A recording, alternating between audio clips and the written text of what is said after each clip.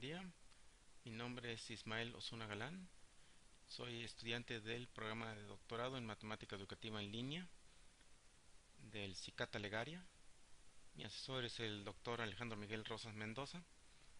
Y también soy profesor de tiempo completo en la Universidad Politécnica de Chiapas y estoy adscrito al Departamento de Ingeniería Mecatrónica.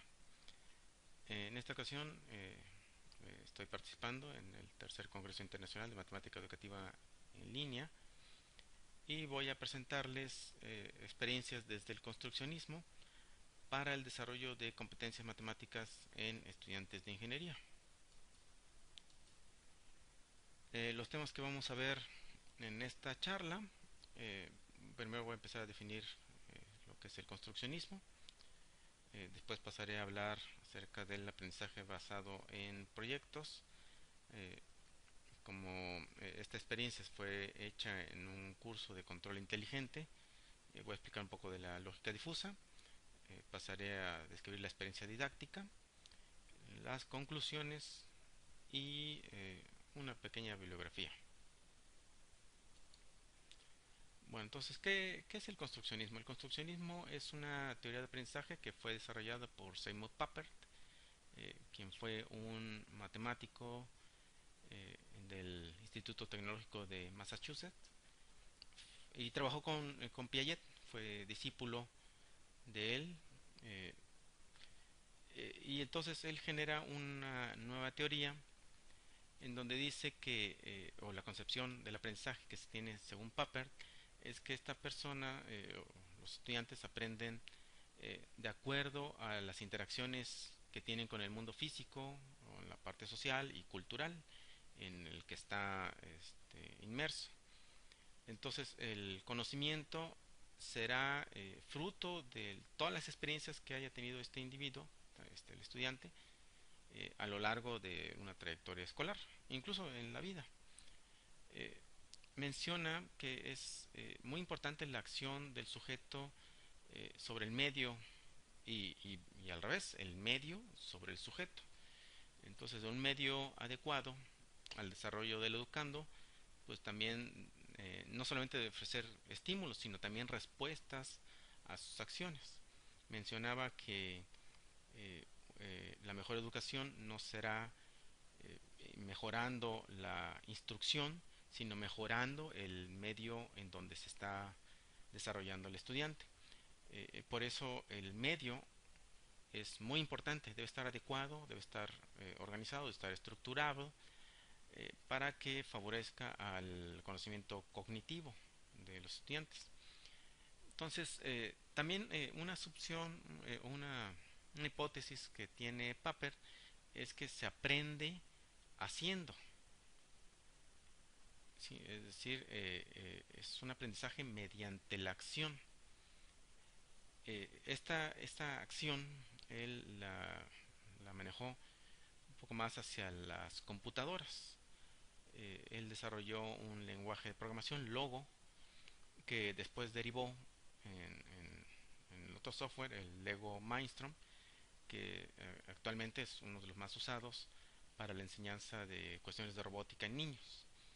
Entonces, él mencionaba que ese estímulo que está haciendo el medio sobre el estudiante genera en ellos un aprendizaje cognitivo, porque los estudiantes al tener esas experiencias podían generar metacognición al recibir retroalimentación de los objetos que están creando. Ellos podían ver reflejado su conocimiento. Bueno, una eh, forma de llevar a cabo este construccionismo en el aula de clases es mediante el aprendizaje basado en proyectos. Esto de proyectos fue desarrollado más o menos por 1900, principios de 1910, 1920. La Universidad de Columbia desarrolló un trabajo que mencionaba acerca de proyectos. Lo mencionaba como una técnica didáctica que abarcaba procesos completos de pensamiento. desde la concepción del proyecto hasta su finalización, dando solución a un problema. Entonces los estudiantes al desarrollar un proyecto eh, eh, hacen una serie, desarrollan una serie de habilidades mediante la depuración de ideas, el debate, las predicciones, el realizar experimentos, recolectar datos, analizarlos, la comunicación de ideas, rehacer preguntas y una parte, porque hablar de proyectos es muy amplio, una parte de estos proyectos es mediante la creación de prototipos o artefactos en donde se ve ya el final de, para nuestro caso, un ciclo escolar. Se puede poner un proyecto al inicio del ciclo escolar en donde los estudiantes vayan acumulando una serie de experiencias guiadas por el profesor. Eh, Todo esto para que las actividades sean atractivas, sí, y con eso se estimula el aprendizaje, ya que los estudiantes se involucran en elementos complejos, si ya no se ve eh, un objetivo en pequeños temas, sino que los objetivos que van marcando los estudiantes van en relación hacia el proyecto. Entonces, a lo largo de todo ese proyecto, pues los estudiantes van desarrollando y van aplicando sus conocimientos eh, y eso también genera nuevas habilidades o más bien fomenta las habilidades de trabajo en equipo, de comunicación de resultados, de interacción entre los elementos de cada equipo, es decir, un poco de competencias sociales.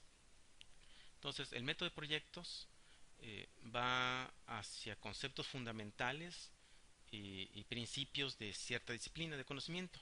No son dados en términos como temas seleccionados basados en el interés del estudiante o en actividades que pueden ir desarrollándose poco a poco.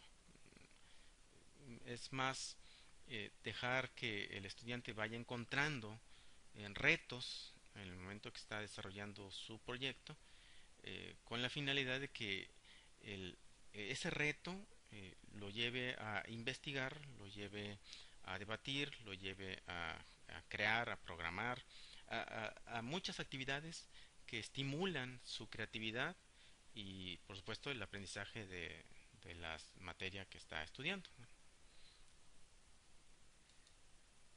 Bueno, entonces para el caso de la Universidad Politécnica de Chiapas, aquí en Ingeniería Mecatrónica, tenemos un curso que se llama Control Inteligente. Esto es para estudiantes del noveno cuatrimestre de Ingeniería Mecatrónica. Y este curso de Control Inteligente lo que estudia es un tema que se llama lógica difusa. La lógica difusa es una teoría que extiende elementos de teoría de conjuntos y de lógica tradicional y lo que trata de hacer es emular el pensamiento humano con el fin de hacer control. El control clásico que se tiene es un control que se llama control PID, donde los estudiantes hacen un modelado matemático, tienen que pasar hacia otros espacios mediante la transformada de Laplace, algunos elementos analíticos, digamos. Y lo que se busca aquí en control inteligente es que logren eh, generar un programa que haga control, pero tal como lo haría un ser humano. La extensión es más o menos clara. Los conjuntos que primero se definen, esta teoría, que de hecho fue hecha por un ingeniero y después matemático, un físico matemático, que falleció hace un par de días, creo que el 8 o 9 de septiembre pasado, falleció a la edad de 92 años en Estados Unidos, Lofty Sadeh. Él propone unos conjuntos que le llama conjuntos difusos, donde el grado de pertenencia de cada uno de ellos ya no es 0 y 1, sino es una función una función continua cuyos valores están entre 0 y 1. Entonces, el grado de pertenencia lo da la evaluación de esa función en el elemento. Con ello logra extender la parte de teoría de conjuntos y después se pueden definir proposiciones difusas cuyo valor de verdad está en términos de los conjuntos difusos. Con ello se extiende esta teoría que es muy compatible con la teoría de conjuntos tradicional y se pueden generar acciones de control mediante el siguiente método. Voy a explicar un poco este elemento. Eh, el método de Mamdani está basado en reglas. Aquí eh, tengo yo dos reglas, ¿no? Dice si X pertenece al...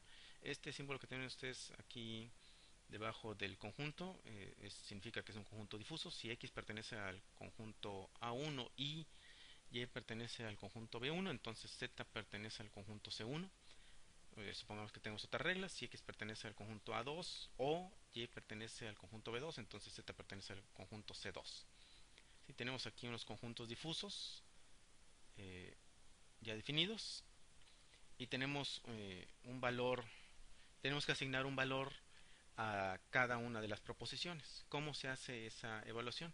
Entonces aquí yo tengo datos de entrada. Supongamos que tenemos un valor X, un valor Y de algunas variables.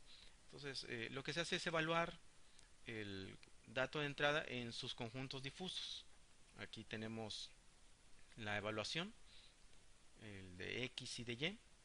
Y después los conectivos lógicos están asociados a operaciones de máximo y mínimo. En este caso el I está asociado con una operación de mínimo. Entonces aquí se evaluó X, aquí estamos evaluando Y, Y es un valor menor y se pasa hacia el conjunto C en Z. Y lo mismo ocurre para la segunda regla, como tenemos un conectivo lógico O, está asociada a un máximo, entonces aquí se evalúa el conjunto X en esta función triangular. Aquí tenemos una tipo sigmoide, aquí se evalúa, este es el máximo, entonces se pasa al conjunto. Una vez que se hace con todas las reglas, lo que se toma es, o se elimina, digamos, corta la función en la parte superior y después se traslapan todos los resultados. En este caso aquí tenemos esta función que representa el resultado de la inferencia que se tuvo con estas dos reglas y estos dos elementos de entrada. Ya después existe algunas formas para ya devolver este valor que es difuso, se le conoce, un valor difuso, hacia un elemento real, y eso se hace calculando el centroide de la figura. Es un cálculo de centroide, implica una división de integrales para este caso. Bueno, ¿cómo es que se hace control con estos elementos que aparentemente pueden ser un poco sencillos? Supongamos que queremos tener un ventilador que dependiendo de la temperatura, pues nos dé un poco más o menos aire, ¿no? Tal como lo haríamos con una persona. O sea, si hace calor, pues que el ventilador vaya más rápido. Y si está fresco, pues entonces que no vaya tan rápido. Entonces, previamente ya tendremos puesta una electrónica que vaya hacia el motor y una electrónica de un sensor de temperatura que ya hay comercialmente, ¿no? Entonces, tenemos el sensor está registrando la temperatura y esta temperatura se evalúa en los conjuntos difusos que previamente se han definido. Así como se hizo en el ejemplo, pues evaluamos en todos los conjuntos, ¿no? Yo previamente ya habré definido un conjunto denominado frío, un conjunto denominado caliente, un conjunto definido temperatura ambiente, etcétera. Se definen los conjuntos, se evalúa, se hacen los cortes. Estos cortes normalmente los hacemos de forma computacional y de ahí este valor, una vez que se hace ya los traslapen necesarios, se manda hacia el motor eh, con el método del centroide que había yo comentado. Y de nueva cuenta este ciclo se repite tantas veces hasta que se tiene la acción de control.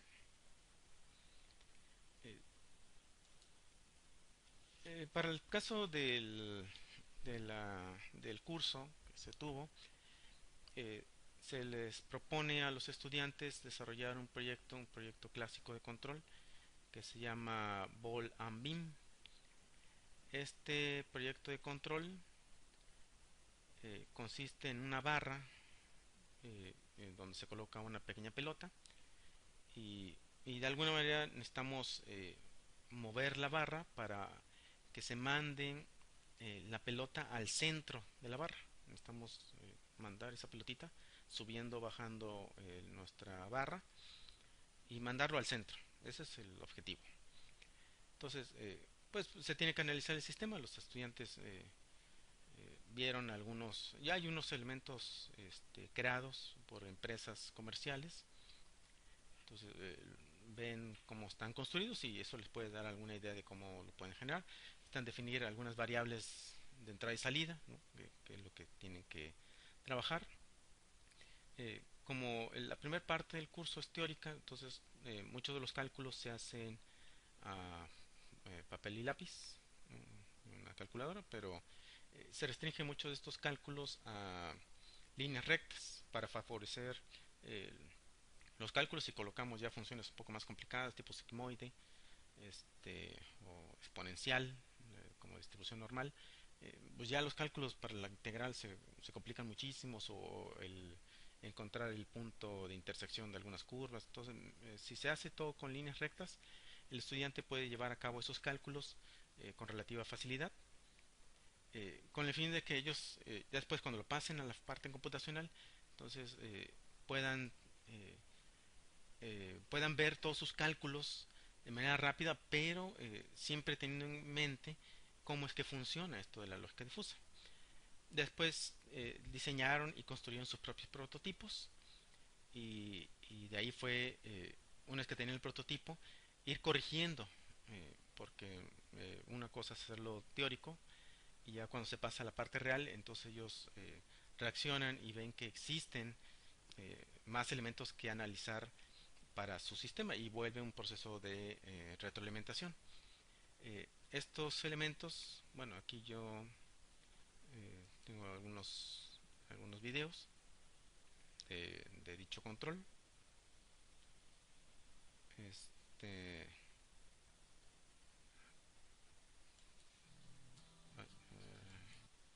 aquí tenemos el control de la bola y viga.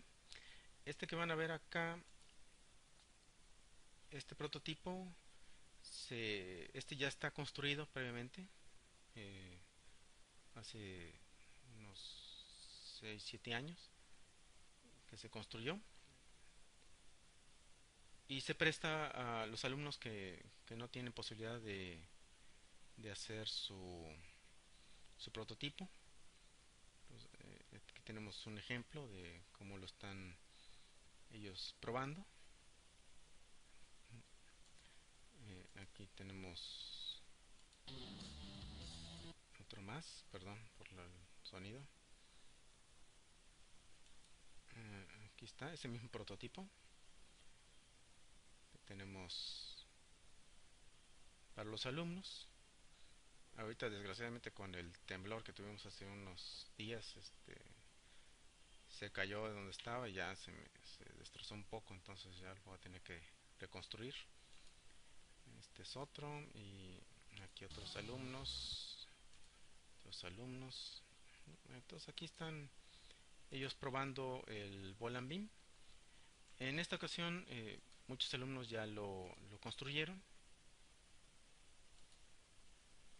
Entonces aquí ellos lo diseñaron y lo imprimieron, valga la redundancia, en una impresora 3D. Hicieron pues, sus elementos. Aquí tenemos un ejemplo de esa construcción. Lo pueden buscar en YouTube, muchos de estos videos, como Ball and Beam UP Chiapas o Control Inteligente UP Chiapas. Ahí tengo controles, los videos de los estudiantes que desarrollaron esta parte de control. Aquí, entonces aquí tenemos varios ejemplos. Y los estudiantes pues fueron desarrollando este proyecto, primero en la parte teórica. Aquí tenemos otro que también fue construido en una impresora 3D, hicieron algunas piezas. Eh, uno interesante fue este utilizó elementos de visión artificial, a diferencia del resto que utilizaban un sensor. Este me resultó particularmente interesante porque la programación cambia en términos de su paradigma, porque están ellos ajustar y hacer una serie de elementos programáticos para que funcione tal como si tuvieran un sensor. Es el primero que tengo yo de que hacen con visión y fue muy bueno, ¿no? En el momento en que explicaban el proyecto, bueno, no solamente este equipo, sino el resto, uno puede darse cuenta de qué tanto aprendieron. Es decir, lograron mover un conocimiento de geometría analítica o de cálculo diferencial a otro contexto y, y no solamente eso, sino que con base en la experiencia y de lo que ellos lograron aprender en control inteligente, lograron modificar y crear sus propias reglas, su propio programa, porque no está un programa hecho, esto lo tuvieron que programar cada uno de ellos, para que llevara a cabo las acciones de control. Entonces eso muestra no solamente un manejo a nivel teórico, sino también eh, con su prototipo, ese prototipo que tuvieron, les generó muchas experiencias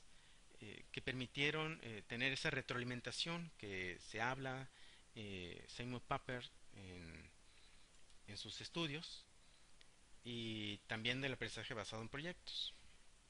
Entonces fue una buena experiencia que todos los equipos lograron llevar a cabo la acción de control y lograron explicar este proceso de, de lógica difusa. Bueno, ¿qué fue lo que se encontró? Es lo mismo reportado en diferentes trabajos en donde este desarrollo de las competencias matemáticas y también las ingenieriles eh, fue, fue encontrado, eh, ya que el medio, es decir, el proyecto y todo lo que estaba alrededor, eh, fue, eh, fue un elemento detonante del interés, de su creatividad, de su curiosidad por resolver el problema. Entonces, poco a poco ellos fueron incorporando diferentes conocimientos, ¿no? Lo que les fue necesario para desarrollar el proyecto. Entonces, puedo destacar yo que no solamente la parte matemática, sino tuvieron que invocar diferentes conocimientos, ya sea de análisis de mecanismos, de dibujo para la ingeniería, de programación, de electrónica, etcétera. Entonces fue una buena experiencia rica en, en creatividad, en entusiasmo por parte de los estudiantes, no solamente para ellos, sino también para mí como profesor. Bueno, de las referencias, Morten Blomhoek, bueno, no sé cómo se pronuncia, es uno de los que más han estudiado el aprendizaje basado en proyectos en estudiantes de ingeniería. Si alguno está interesado, puede buscar a Blomhoek. Ya tiene varios años estudiando esto hacia el modelado matemático. Y también hay unos trabajos, el de Papert, situando el construccionismo, da una explicación acerca de su teoría y de las aplicaciones y repercusiones que tenemos para la educación. Bueno, con esto me despido, espero que haya sido de su agrado y estoy atento a sus dudas o preguntas, comentarios. Muchas gracias.